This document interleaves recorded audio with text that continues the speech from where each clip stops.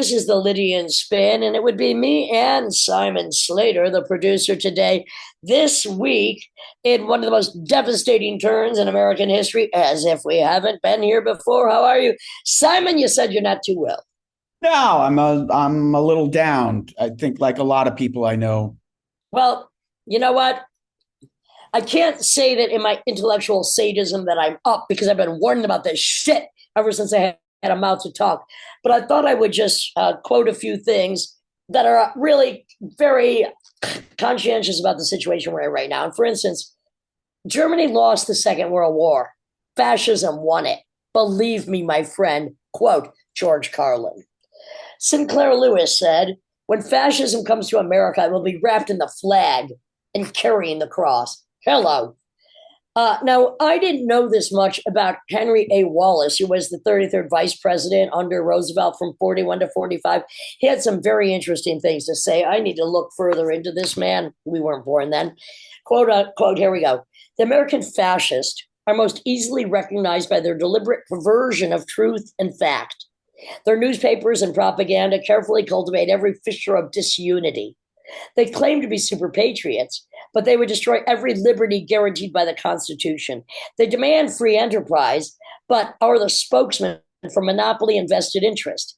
Their final objective toward which all their deceit is directed is to capture political power so that, using the power of the state and the power of the market simultaneously, they may keep the common man in eternal subjection. Now, this is 44. Fascism is a worldwide disease. The greatest threat to the United States will come after the war. He's talking about the Second World War, probably from within the United States. Now, let me just carry on to get my yayas out for a few minutes.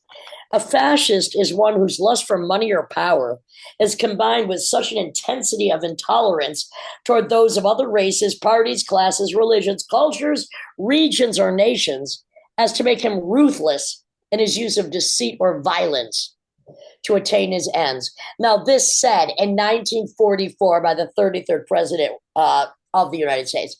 Let me carry on. Upton Sinclair. Fascism is capitalism plus murder. Ernest Hemingway. Fascism is a lie told by bullies.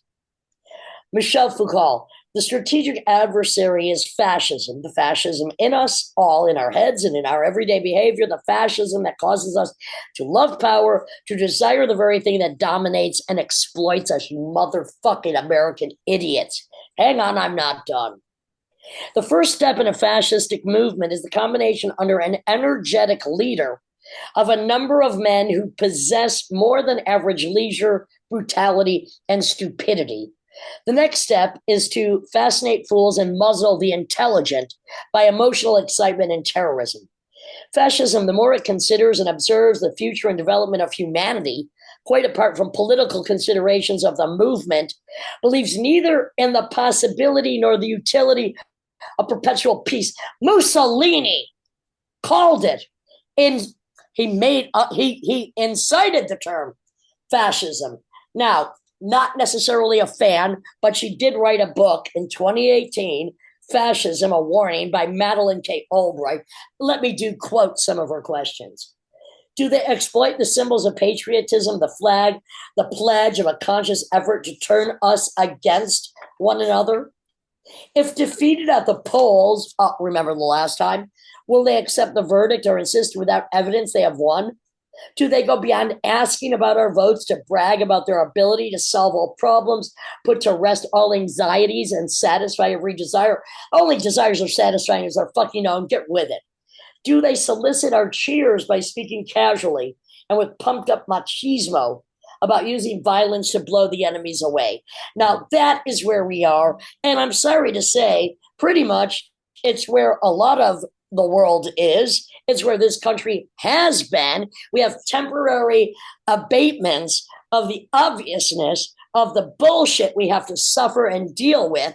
Something I've been bullhorning about forever, as if my voice counts. I'm not saying it does, but let me just quote somebody else I'm kind of enamored with right now.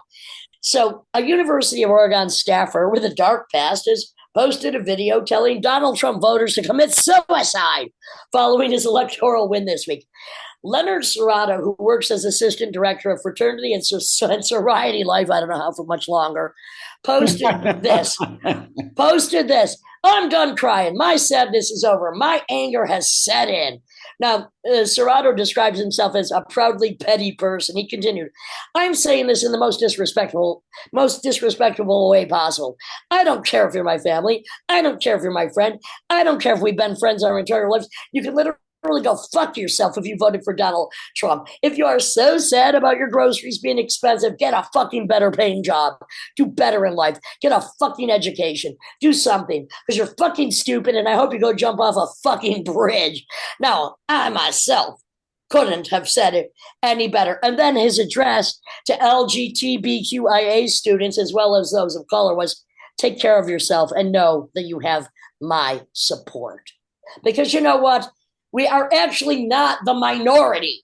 The intelligent, thinking, fucking people of color, of sexual orientation, of just discombobulation, according to the fascist retards, we are not the minority. What happened? I never believed the fucking count. I don't believe he won. I don't understand how the Democrats, who had the power, and they still have the power, lock him up, as he said about everybody else. There's still time. What the fuck are they waiting for? Now, if I sound angry, you have no fucking idea just how angry. But the thing is, I'm really not that angry, and I'll tell you why. Did I expect other? Stupidity will always rule in the land where there is the possibility of something better. And the only hope is, and I've done it before, do we evacuate Simon Slater? Or do we stay here and be the voice of fucking reason or unreason, no matter how you put it? I don't know. As a liver of America, I mean, I enjoy both concepts. Yeah, it's hard to tell, but it's a very scary time when you think of the 2016. There were still a lot of leashes on him and his cronies, but now they got all the electoral votes and they seem to have the Congress and the Supreme Court, and they just have some terrifying ideas, whether that has to do with climate change or healthcare.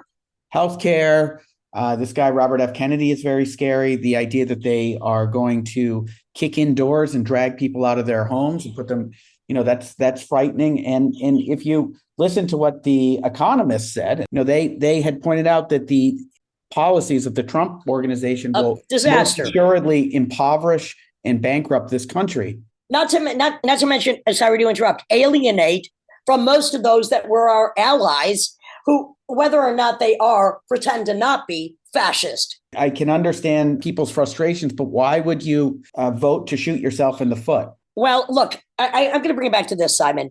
There's a lot of people. Yeah, you're clearing away the fucking juice of ignorance. There's a lot of people that fall under the rule of various religions because they have the God hole and they need something to look up to, not realizing that it is just another construct to keep them in fucking place.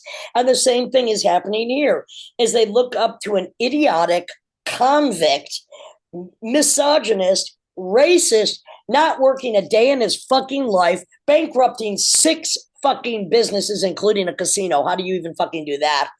Who married 2 immigrants and then is against immigrants. Now figure it out. This is a bro factory. Hence why I've said in the past, women, what the fuck? And again, I don't believe the count. I don't believe in the electoral college. And I don't believe that it's going to be much different because let's face it, who was the last good president, Simon, in your opinion? Well, I'm sure I'm going to get screamed at for this. I thought that Joe Biden was a very good president. Well, I think Jimmy Carter was. Well, that's a very controversial one. Because actually he was a man of the people. He was a peanut farmer. He was peaceful.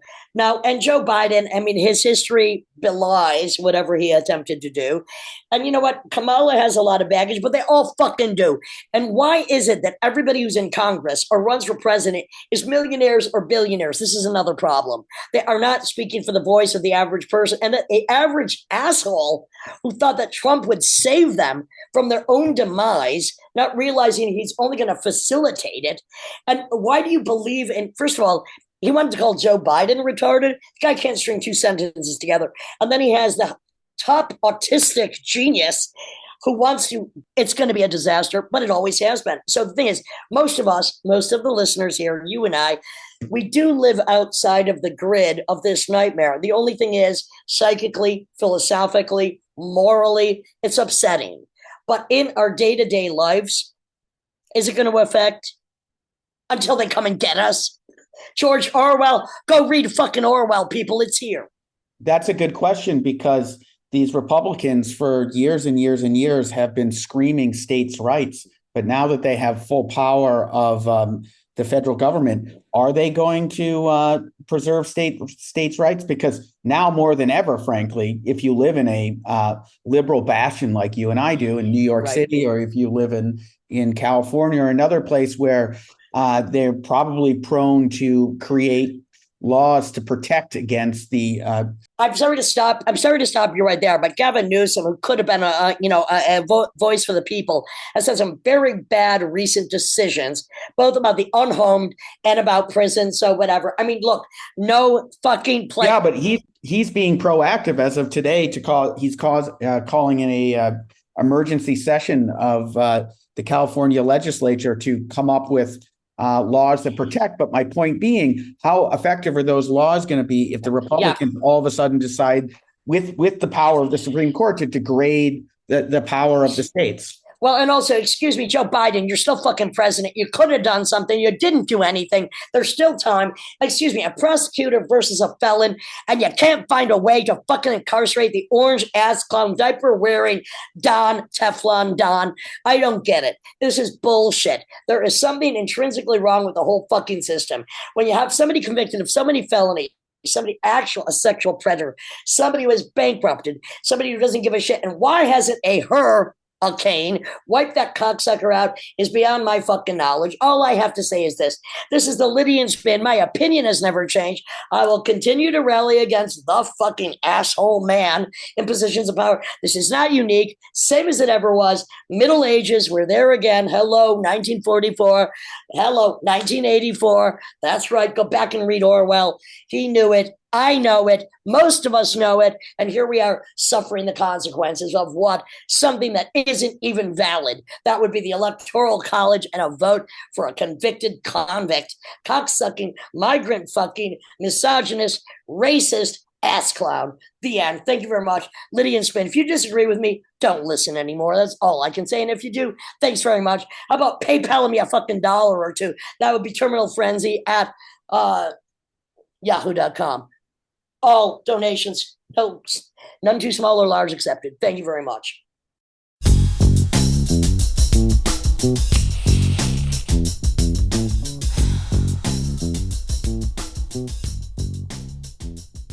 This is the Lydian Spin, and this is Tim Dahl, fresh off the road. Flew in from Europe last night, and on election day. Hello. Lydia is in the air right now. I think we're a little delayed. She's going to Seattle, so I'm taking over the main spot. I'm usually the Ed McMahon, but I'll be the Johnny Carson right now. We're here with Kevin Rutmanis of Lords and Lady Kevin, but also Tomahawk and Cows and Melvins. I mean, you've got a pretty heavy rock and roll resume, and when I hear that, I assume you're from Minneapolis originally. Yeah. Am I wrong? No, you're right. Okay. When did you move to California? Not to jump ahead too far. Quite a while ago. It must have been around 2000. I joined the Melvins and I was still living in New York. And I always really liked LA. And Buzz just kind of, you've talked to Buzz. He's very forceful. Yeah, well, he's direct. He's direct. He's gonna tell you what he thinks. And he thought I should move out here. Still. Yeah, he thought I should move out here.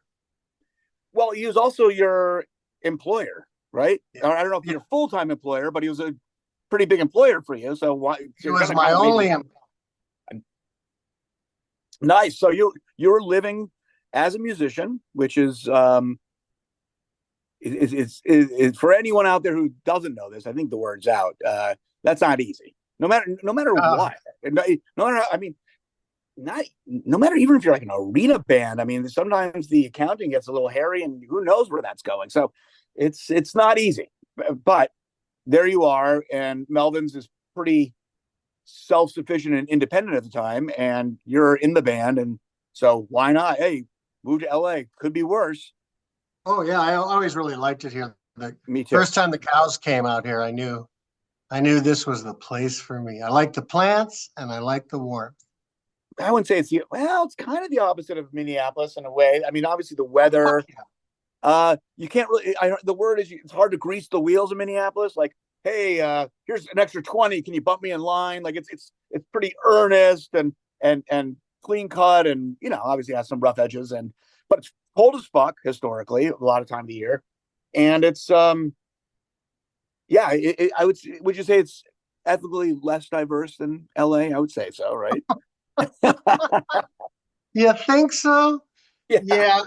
I remember seeing, what band was it? Yeah, a really long time ago, and they were from LA, and they said they were at the show, and they said, you guys are Smurfs, because there really is nothing. It's just white people, not just white people, but uptight white people. Well, I mean, I obviously you know it better than I do, but I'm a touring musician. As a touring musician, turns out there's a bunch of cities that are filled with uptight white people, and Sure. And that's one of the better ones. I mean, considering what it's produced and culturally, its significance, and of course you have Prince, who's not, and Jimmy Jam and Terry Lewis. I mean, you have a heavy black popular music. No, I wasn't even dissing Minneapolis. I was just addressing your statement that it wasn't very diverse, which is absolutely true. When I moved from there to New York, and I expected the worst because everybody always said, "Oh, New York, they're cold and unfriendly," and everyone was so friendly. Yeah. I was shocked the first time at Christmas, and a big black guy said, "Season's greetings," and to me, I didn't know that people of other colors even did that. So imagine wow. Yeah. I mean, New York's very social. I guess if you're antisocial, maybe New York rubs you the wrong way. But if you're social, I mean, LA's social, but it's a little less flamboyant, or can you generalize like that, or it's just, I guess there's less interaction because there's no one's really walking around. That's true. My neighborhood, I mean, I can't typify it. I don't know. I've been here a while. I like it. That's good enough. but you were in the Cows before Melvins. Yeah, that was my first band. And that's a legendary band. I mean, so I guess what was the scene? I mean, were you rolling with the Husker Du people? Were you rolling with? I'm trying to think, like, what was the hang back then? Well, Husker Du and Replacements and Soul Asylum we kind of came after those bands. I personally, I knew Grant and I knew Danny and Soul Asylum, and that was really it. But you saw them around, at the bar or whatever. But no, we weren't. Cows were not. We were not a loved group of men.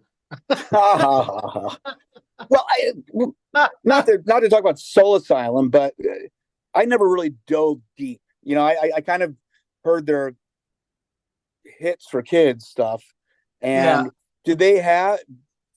Educate me about them. Did they have a transgressive, wild rock band side that kind of got eroded once they got exposed to millions? Absolutely. Before they put out any, before they had recorded anything, they were fucking ripping, really good. Like Basements. You'd go in the basement, and go, "Holy shit!"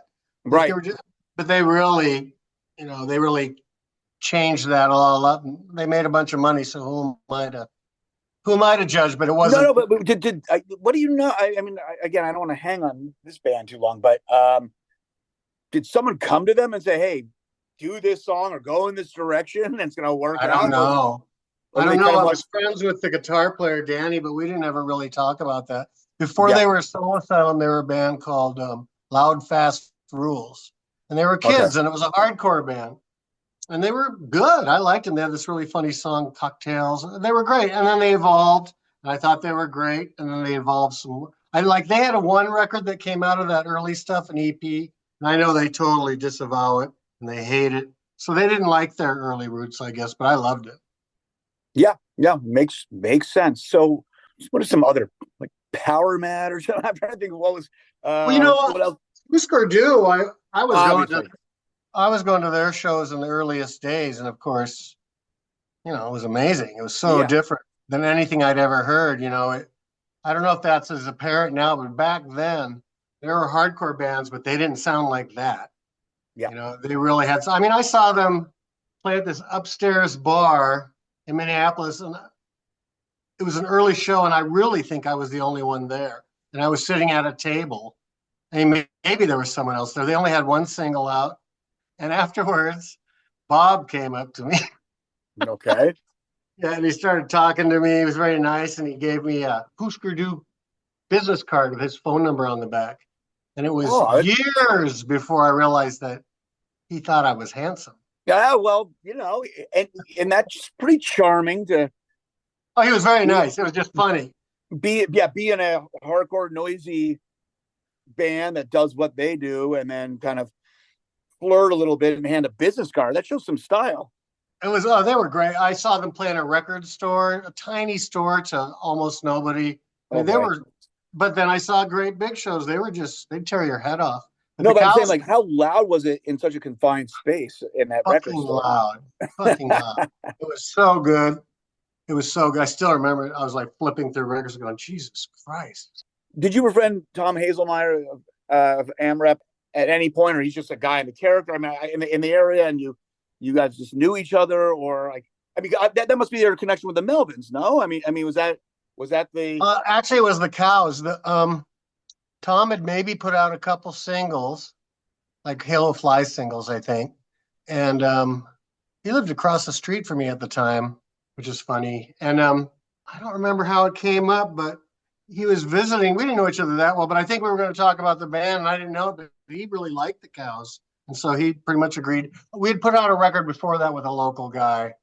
And then Tom, once you go to Tom, you're doing okay because he's hardworking and he's really on, which are my two favorite things. And so that was great. And then the Melvins, we became buddies because we were on tour, and then we had the same booking agent. And then I'd never met them. And then we did some shows with them. We got along great. And then we ended up doing kind of a West Coast tour with them. And to my mind at that time, they were kind of the West Coast version of what we were in that both bands were off-putting, and people had trouble. Clubs didn't know what to do with our personalities and stuff. Okay. We got along great. We had a lot of fun, and we just always stayed in touch. And I remember I didn't see Buzz for a couple of years, and he would just show up at a Cows show in San Francisco or LA. So we stayed in touch. And then he came out and produced a Cows record, and shortly after that, I joined the Melvins. He called me. He's like, I have this idea. But that's cool, and that's how that works. When you say some of the band members, or maybe yourself too, are off-putting, can you give a charming story of an off-putting moment in on the road?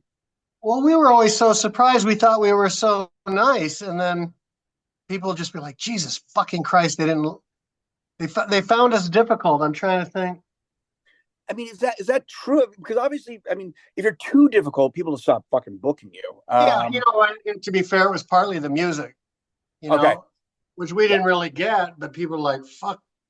I remember, I think it was the Middle East in Boston, and they didn't have the downstairs yet, and they were starting we were like one of the first bands upstairs, and some new kid was the booker, and we played. Well, the audience destroyed the place. That didn't have anything to do with us. And there was fake blood everywhere. And the owner was just like, we got to rethink this I don't know if we can do this. And the booking agent was just like, it won't always be like this. It was shit like that, Yeah. And they kind of, obviously, they attached that to us, obviously. So, I mean, that was a bit of the problem. I remember we played a place in St. Louis, and before the show, us and the management and stuff, we're all just sitting around talking. They said, people told us not to book you guys, but you seem so great and you're so nice. I was like, oh, good. Yeah, we're just in the business, And the audience broke every stick of furniture in that place. And for some reason they think that's our fault. So Well, it's funny what audience you don't always pick. Your audience picks you often, and so what were you tapping into to create this kind of zeitgeist mob mentality at your shows? I mean, it wasn't anger. It wasn't anger. It was like Old West saloon fun, you know. Woo! Yeah. There weren't people fighting, you know. Okay. They were just breaking everything and having a great time, rowdy old time, you know.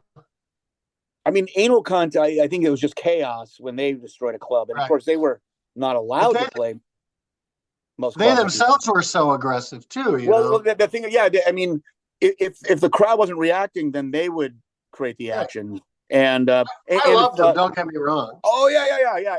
And they would, and if there wasn't transgression and people being attacked, you know, they would allow themselves to be attacked. It was going to happen no matter what, you know. Right. Well, people, how to put it? Audiences, you know, first of all, they want to believe the more preposterous shit you bring to the table, they want to believe, you know. They're all for, oh yeah, it was crazy. And so what's transgressive to them might be just a good time to us, you know. Right. Well, let's talk about that. Being a road warrior, like yourself, because I find that basically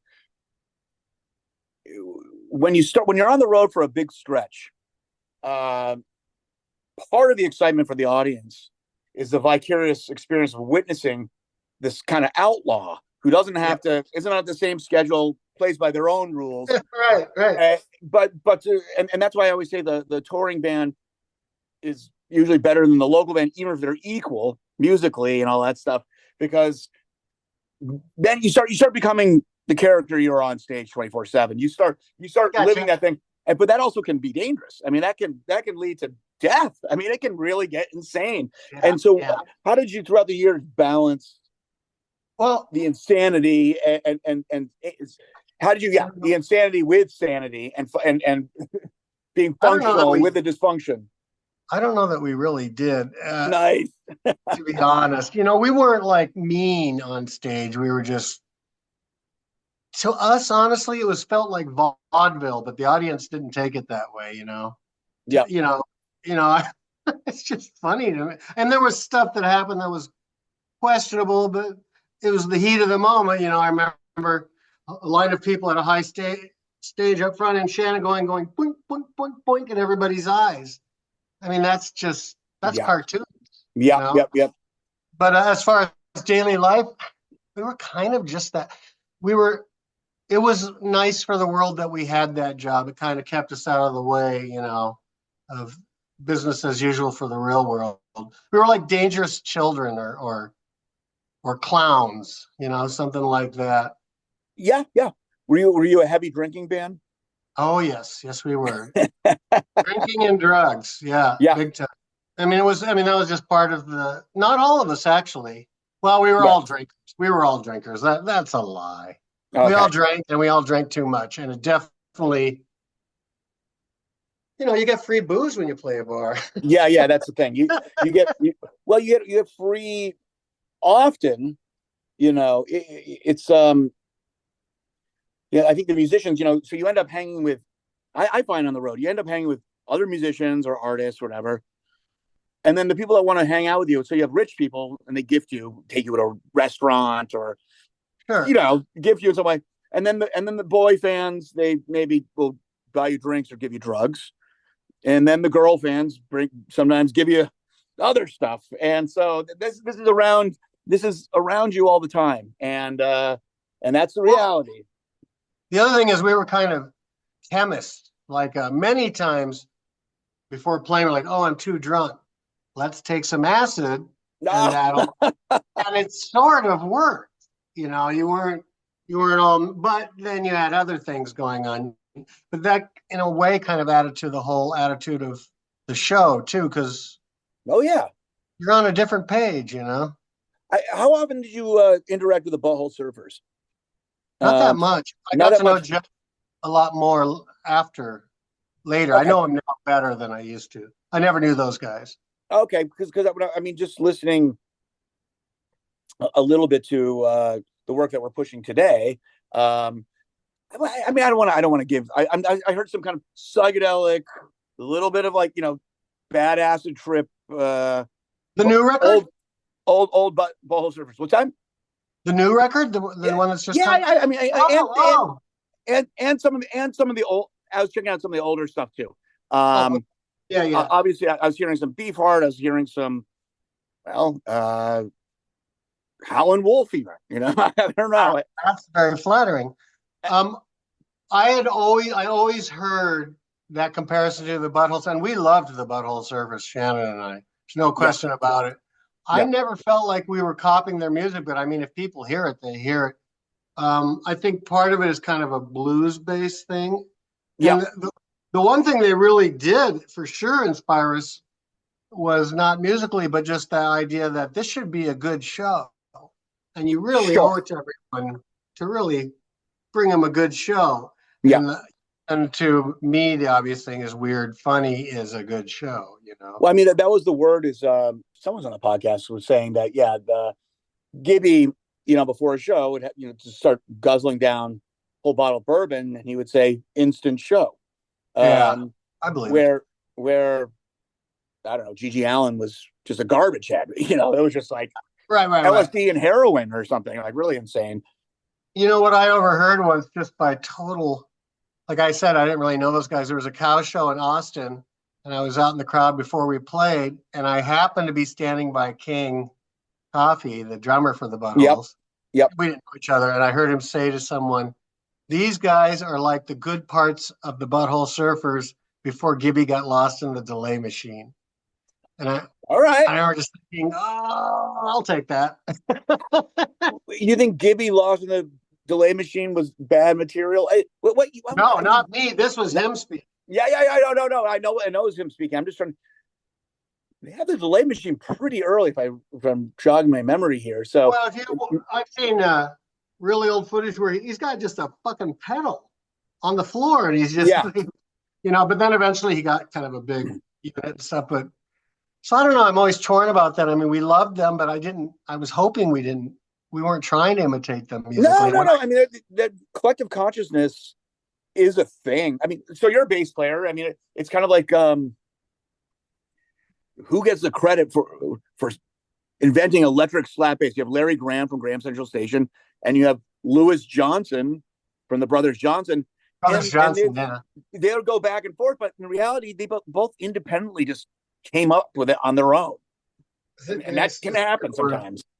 Yeah, I don't know. I mean, we definitely loved them, and we definitely listened to them, and we went to the shows. Yeah. The one thing, I mean, I thought those guys had a really good sense of melody, the Butthole Surfers. Sure. And we weren't as melodic as them, but again, we just played what we could play. Yeah. I mean, it never works unless you're yourself, I guess. And I run into Gibby every now and then. He lives in Red Hook now. He's got a kid. He's like a dad. Yeah, I knew that. Yeah. I think he's pretty sober, but you'll see him at the bar once. Pretty sober. Once every couple of months, kind of. Yeah. Not going too nuts, but just kind of, let's have a couple beers. It's all good. Yeah, exactly. So when did Tomahawk start? That was like late 90s, or when was that? No, it was the 2000s. It was? Okay. Yeah, but like really early 2000s. And Pat, I mean, I sort of knew Patton because just from practicing in the same building. And but I know he'd seen me play with the Melvins, and he really liked the crazy racket that I could play, Yep. Really nutty stuff. And so I think he brought me to the table, but I didn't know about it. I was talking to Buzz at practice, and we see Patton coming down the hall. And I go, "Here comes Patton." And he goes, "Oh, yeah, he wants you to be in a band with him. I forgot to tell you." I'm like, and then he walked right up. And I was like, but it didn't become what I hoped it would be, or I think he was thinking noise chaos, but Dwayne was thinking structured rock. Very structured, and he's very precise, and so it didn't really work. But are there rumors that you guys are reuniting, or is that not true? Not with me. Okay. Yeah, maybe not then. Yeah. Probably with Trevor. Oh, maybe it was Trevor. Yeah. So the question is, when you say it didn't work, you don't think it worked? You can say off the record, musically, or just the way you guys were butting heads. Interesting. Okay. We were like, no, it wasn't like we were really butting heads or anything. I am not a precise, articulate player. That's not what I do. Right. You know, and that's what he wanted. And I came in, I think Patton and I were both thinking I'd bring this crazy chaos to the table. That's not what happened at all. Yeah, it's interesting when that happens, and whoever who tries to man the tiller. I just had a session, something a little different, a little more on the jazz, avant jazz thing, but they flew me in. You're a hard worker. Yeah, well, hey, listen, bass players, we're lucky. I love it. I admire you. We get to do trade secrets, and that's why I like to kind of come together. It's rare that we get to actually have these conversations, but because other instrumentalists, different categories, they kind of vibe each other. They're kind of like, geez, what's so insecure here? Bass players, it doesn't really matter what the fuck you're doing. Like a punk bass player with your knee down, bass down to its knees, the most ergonomically awkward thing, who's still like killing it. I mean, like I want to talk to that guy. It's like whatever, it doesn't really matter. But what I'm getting at is, so I had this session recently, and the drummer and the guitar player, these are like some really top tier European musicians, and they had all this stuff notated, and I was like, why the fuck did you fly me? And they paid for it. Why did you fly me to Hamburg to this fancy studio? There's a million guys who can just like play these shitty notes you fucking wrote. So it's like, can you read? Yeah. So I'm not like one of these savant killer readers, but it's but it's like someone who learns another language. If I, for instance, was fluent in French, I'm one of those guys that I haven't been in France in 20 years. It's a little sloppy, but then if I'm there for 2 weeks, it comes right back. So that's like with music and reading, it's kind of like that for me. So but the thing is, people just don't ask me to read that much anymore. That's why that's the problem.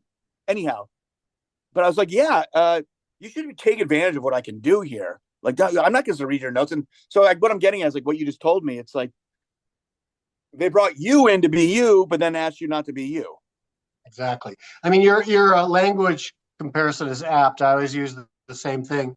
I speak on the bass. I speak Kevin, but I speak it very well. Right. But that doesn't mean. Honestly, I think at some point I even said to Dwayne, you should play the bass on your records and then hire someone live. Right. I mean that. It was great for me. It was a great opportunity. I played to big crowds. I made good money, but it was not fun. I get it. So that's interesting. And that's the thing about particularly rhythm section players. Charles Mingus, Mingus said when one of his I think the first really big gig he had was Duke Ellington's big band. Yeah, and he said if he didn't quit and start his own band, he would have had to quit music altogether. Because, when you're a voice on an instrument like the bass or drums, and you're actually a voice, which is not its traditional job, it's often just an accompaniment instrument, but it can be a voice. A lot of people don't want that. And it's interesting when you are a voice with those things, and the choices you make and what works. It's weird, obviously the session, the top one of I don't want to talk about this too much, but one of the things I kind of went down the rabbit hole with during the pandemic when I was just alone, the bass players I always liked were kind of the ones that are like, oh, this person's like Bootsy Collins or someone like that. It's just like, for shit. And they have like their own thing. So I went the other direction and just started checking out the top, like mostly LA or Nashville session people. Yeah. And what was so weird to me is their interpretation skills are so good. No matter if it's just shitty housewife music to something maybe kind of cool, they really know how to fucking do all the right stuff. It's like, holy shit. But then when they have to make their own record, it's smooth jazz. Like every single time it's smooth jazz. It makes no sense to me. So their voice and their aesthetic. What's that? that's the great thing about Trevor is that he can do that shit. Yes, he can. He can do all that session stuff. He can play. He knows jazz. He reads. He writes. Yep. And when he does shit with me, he is so inventive and he's free. He's great. He's so great. He's perfect for me. He doesn't have a weird attitude about my strange, vulgar way of playing, but he adds so much. His ideas are great. And it's nice for us.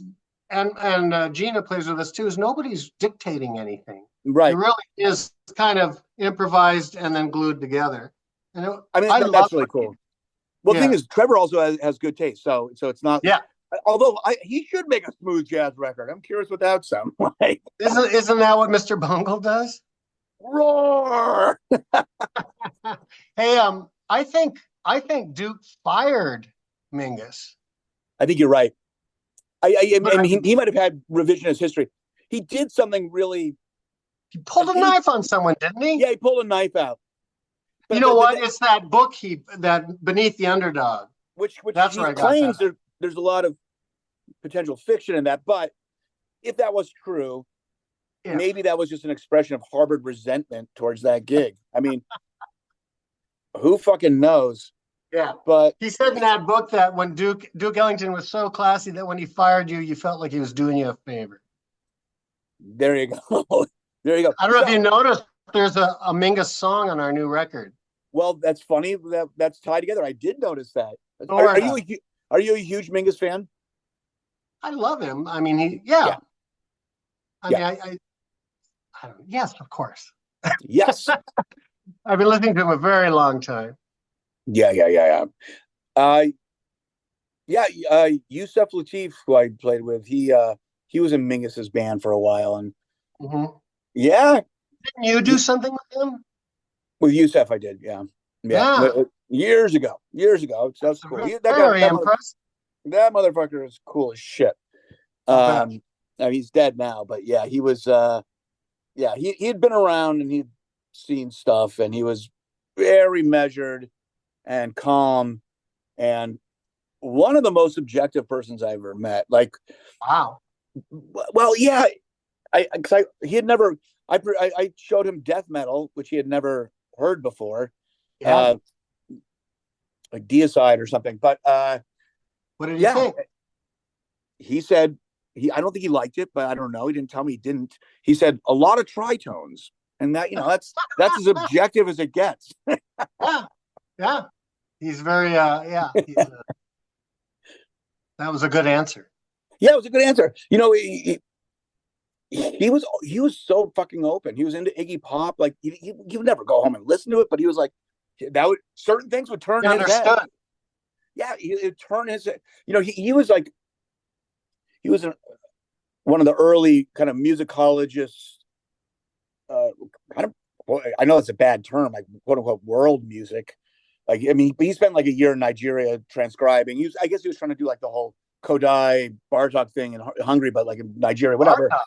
Well, I mean, he loved Bartok, but basically, I did too. That's why I was split up. Yeah. So, but he was, he was into things that turned your head, like going to rural Nigeria, and there's like a death sentence or something really insane, and there's like this ceremonial music because someone in the little village did something bad, and it's about to go down. Yeah. It's great. I love all that shit. World music is an unfortunate. That's an unfortunate. Yeah, well, there's a. Yeah, it's an unfortunate title of a genre. It's like you have early, I guess, world music that's kind of adventurous and dangerous, and then it's just hijacked. Like, I mean, jazz fusion. That was like pretty avant-garde in the beginning, and then absolutely. By the time it's 1986, you're on your Florida vacation and watching the Weather Channel, and there it is. Like, oh no. Miles Davis. When did On the Corner become restaurant music? But it did. well, that did is the production, and when it went into, I mean, a lot of things came together. I mean, ECM going totally digital, even though they don't really do Fuzak that much, but Jan Garber, I don't know. But then it definitely goes into like the drum machine, brand new string slap bass, Marcus Miller thing, and it's like, I don't know. The Seinfeld theme music. Correct. So let's talk about this new record. So Dunn's on it, and then just the duo, you and Gina. When did you make it? Well, I read a bit. It's based on improvs that you guys kind of turned into songs. But talk about it. Okay. During the pandemic, because I've known Trevor a long time, and it's impossible not to like Trevor and not to like his thing. And I don't know how it popped into my head. It was I was playing in the living room, and I had like a bunch of weird pedals and a chain, just fucking around. And I did like a 30-second just ridiculous something. And for some reason, I felt compelled to send it to Trevor out of the blue and said, "Hey, you want to do something with this?" And then after I did, it's like, "Oh God, what was I thinking? He's never going to want to work with me." And he sent back this amazing bowed bass thing with it that was just incredible. I was like, "Holy fuck!" And meanwhile, during the pandemic, Gina and she'd never done music. She's a really good artist, and that's cool. Does all my album covers and stuff. And she just started making music because we didn't have anything to do, and we did like 20, 30 lathe cut 10 inches, really small runs. Yep. And she loved doing it, and she'd do the art. And then she started playing drums, and she's kind of a natural. And it's funny. She's a natural. Yeah, and she didn't start playing she isn't playing any. Timothy's phone is calling you. Hold on. What did I just do? I don't know. Am I muted? No. Okay. I don't know what happened. I was trying to get a different angle on you on the screen, and obviously maybe it's because Simon's here now. Could that be it? Anyway, hold on. Is it still calling you? No, I don't see anything. All right, good. So we had keep on going. I want to hear this. So she's a natural. You're playing, and then get this. She had gone to Australia. She's from Australia to visit her family for a month, and I was here. And I was listening to that crap. I always forget his name. He was the original drummer in the Velvet Underground, and then he did all that drone shit. And I mean, the original. So you're not talking about Mo Tucker, but no. There was someone before her. There was this guy. God, why can't he? He's famous. He does the drone stuff. I mean, there's a few. Well-tuned piano was him. Oh, Lamont Young. Yeah. Lamont Young was doing some drumming. I was listening to some of his old drone stuff while she was in Australia, and I was listening to it, and I just drifting. I thought, what I'd like to do is some kind of weird, simple blues or country guitar and singing over this kind of drumming, and it was just this kind of free drumming. And I swear to God, the next day, Gina sent me. She's like, "Oh, I've been drumming. My brother's been recording," and it was that style. It just happened to happen what I was thinking. I was like, perfect, and we just went from there. And Trevor and I did a 10-inch lathe and then a full record together, done with Rutmanis. And we did these things. And I loved it. It came out. And then I don't know how it came up. He just said, "Hey, we should do a Dunn and Lords and Lady Kevin." I was like, fuck yeah. And so we put this record together, and I really like it. It came out perfect. Well, congratulations. That's awesome. Do you like Alvin Lucier? Yeah. Well, I'm just wondering because if you're talking about Lamont Young and and I just listening to all your other stuff. I mean, again, it's like okay, there's some butthole servers. There's some kind of blues stuff in here, and then all of a sudden, there's I don't know, some little Alvin Lucier or Lamont Young or Robert Ashley or something. I don't know. It's like. Well, that's a cool combination. All the fancy guys. Yeah, it could be. You know how it is. I don't set out to do it, but it's all sitting in there.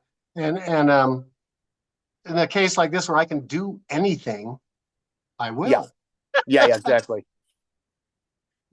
And also Trevor and Gina, they know shit tons of music too, so nothing's weird to anybody's ear, really.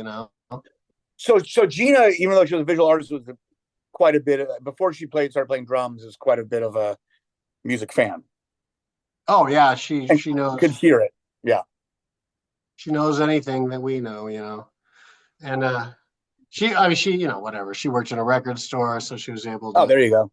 When she was a teenager, and so that's that. So, are you going to take this on the road? going to be hard. As you know, it's a little bit tricky touring these days.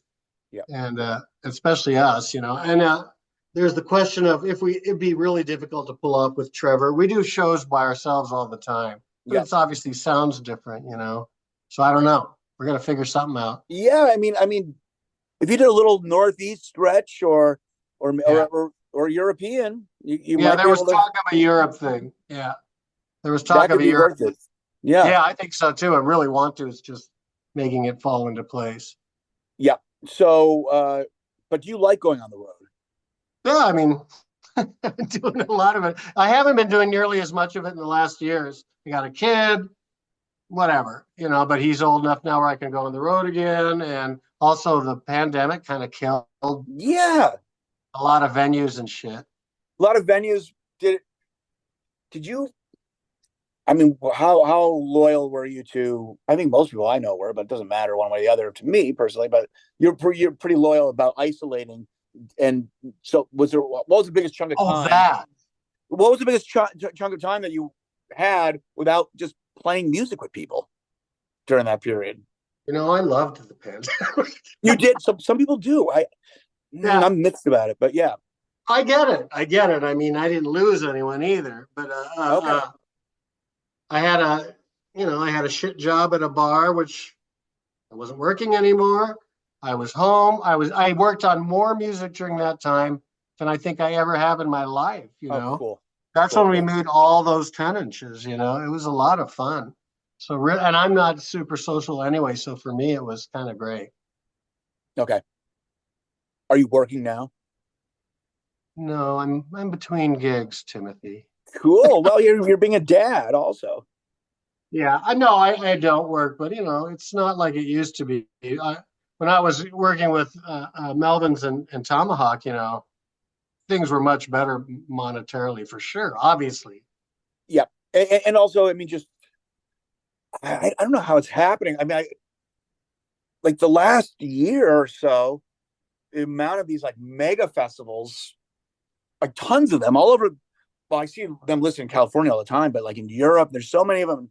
Yeah. Everyone's like, hey, the world's open again and everyone's doing it, but it's, maybe. How long is that going to last? Because I know a lot of them weren't really selling that well. It's just, at first there was, but then it kind of died immediately. You must have noticed how many bands have canceled, like big bands are just. Yeah, absolutely. They're just canceling. They're not selling tickets. Well, the overhead, the shit's expensive. The overhead to even do it is super expensive. And then, of course, saturation. So it's like you have everything, the whole world moving, in and out of phase at different rates. And then you press stop and it all resets itself and then go.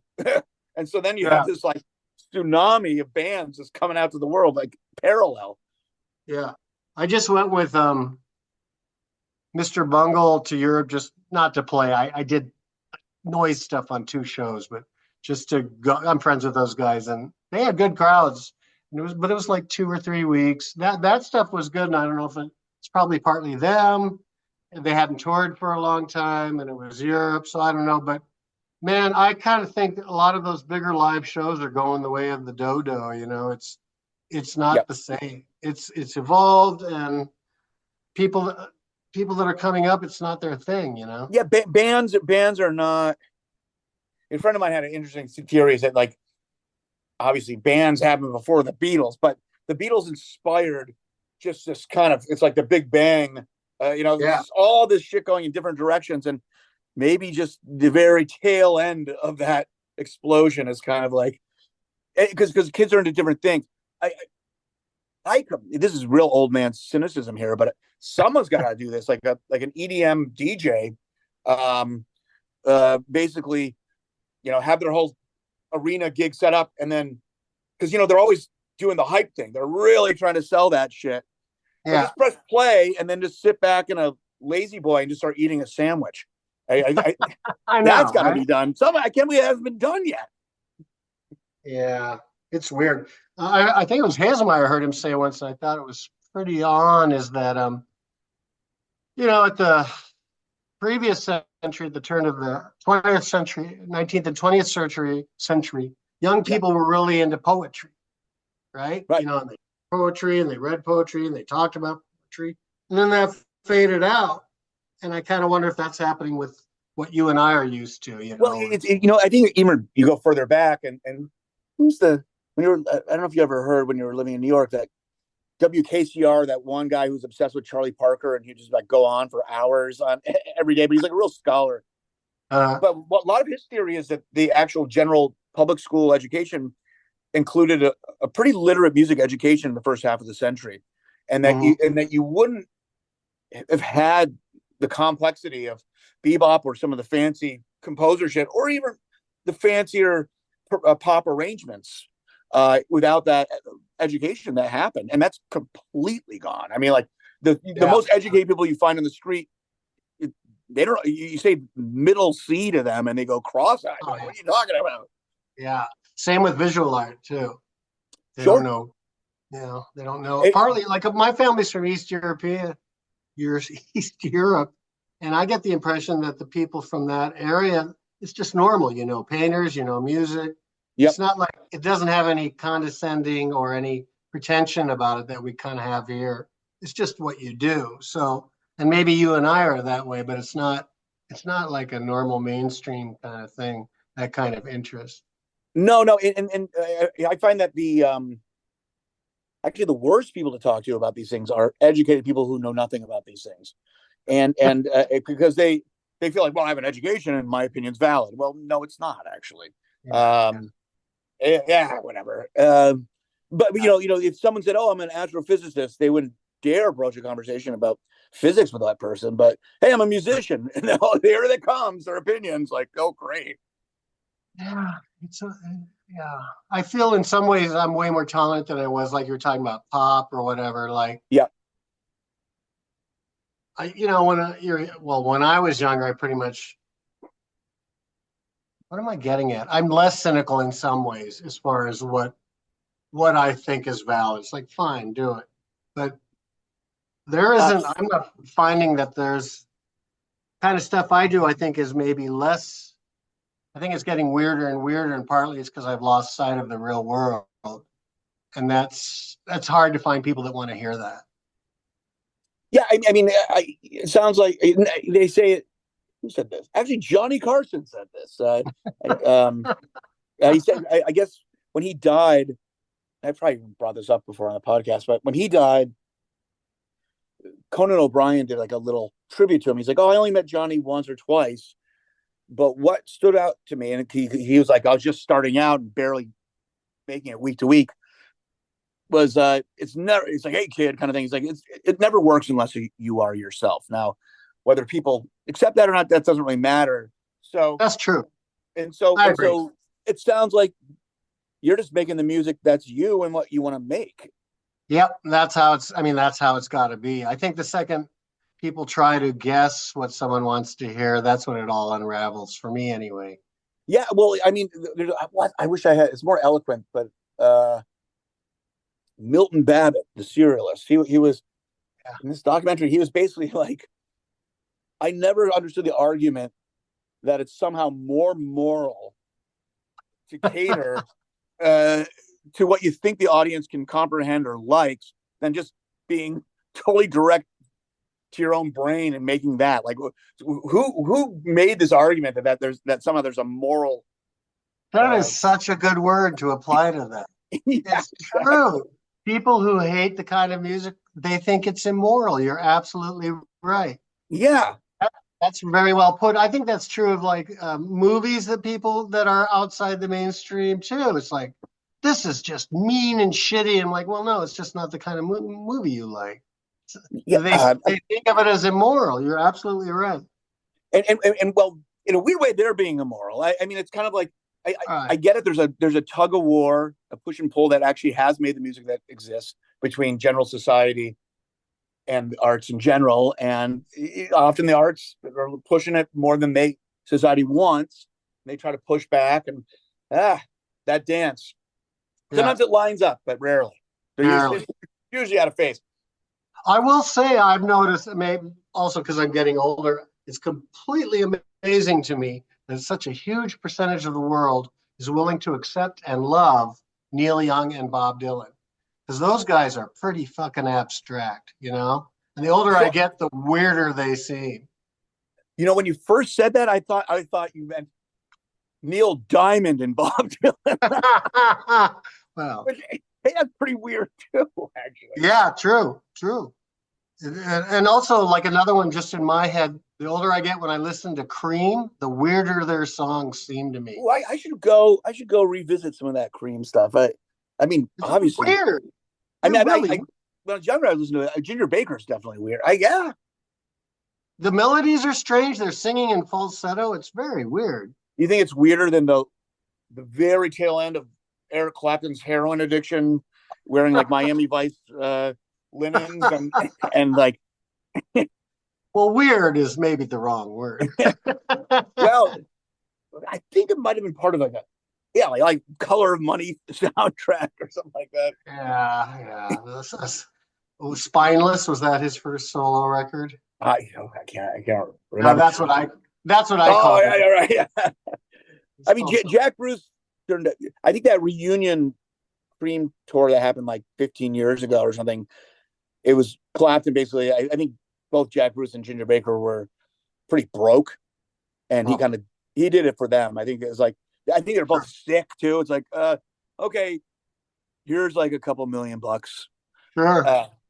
I saw a live of them at their height. What song is that? The Candidate or something? Kind of a weird song. And Jack Bruce sings it.